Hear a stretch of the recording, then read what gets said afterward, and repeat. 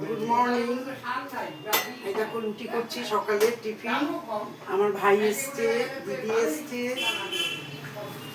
এই জন্য এই দেখো মিষ্টি, ছোলার ডাল আর বেগুন ভাজা আর রুটি। এই হলো সকালের টিফিন। দেখো বন্ধুরা, রুটি করছি। দেখো রুটি বেলছি কীভাবে, বেলাটা দেখিয়ে দিই। তাড়াতাড়ি করছি, আজকে তো নিরামিষ, মঙ্গলবার, অনেক রকম রান্নাবাড়ি আছে। ভাই এসছে, ভাইফোঁটায় আসেনি তো, এই জন্য একটু এই দেখো রুটি করছি।